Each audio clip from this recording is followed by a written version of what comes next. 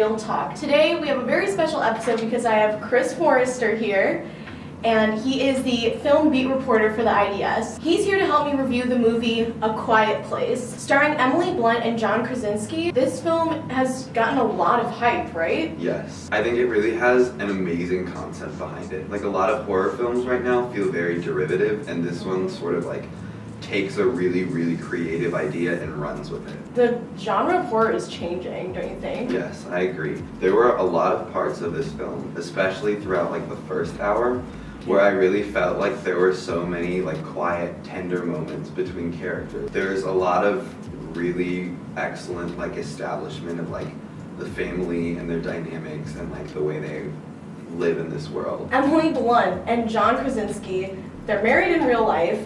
How does that affect the way people see this movie? What do you think?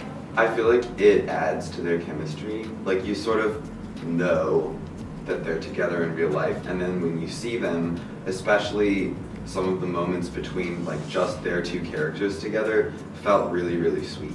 That scene in the basement? Yes, that's exactly what I think. I was just like, they do this in real life. It reminded me of Signs. There's like this ending, I wouldn't call it like a battle scene, but it's like human versus monster one-on-one, very similar to the ending of this movie. This is one of those horror movies that is going to withstand the test of time like Signs. I was part of a Google Hangouts chat with some other student journalists around the country, and we all just got to take turns asking John Krasinski questions about his new movie. One thing that I talked about with John Krasinski when I Skype called him is how he approached it, not necessarily as I want to make a horror movie, but as like, here is a science fiction film with this really, really, really strong, emotional, like dramatic core. He told me like, if he could make you care about the characters and the family, then when the monsters come knocking, it's gonna be really scary.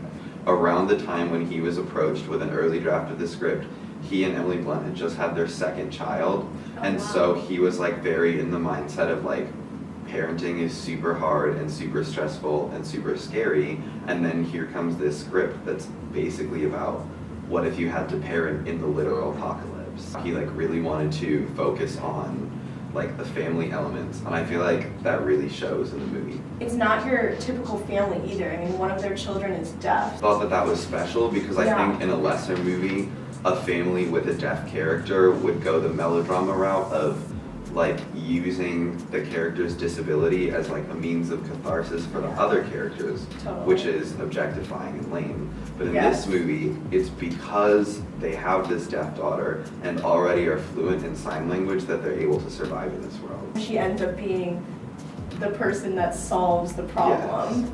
Yes. And it's directly related to her disability. By having almost no sound, they make the sound that is in the movie so much more important. But when I was in the theater, someone would like crinkle their popcorn and everyone would be like... It was one of those theater experiences where like, I feel like I felt a little bit of a connection with everyone just because we all like went through that together. And it's amazing that they were able to take that, what's on the screen, and really put us in that environment. The usage of sound was phenomenal in this movie. There's a sequence like early on when they're walking through the woods, and just like as the camera is like changing shots between characters, like the sound changes just to like convey that one of the characters is deaf. So much communicated without dialogue, without even sign language, just purely visually. The less sound you hear, the more the audience has to infer and like be engaged, and you have to really pay attention to the little things that they do give you. I feel like a lot of people are doing this kind of Demogorgon looking thing, just a lot of monsters that have like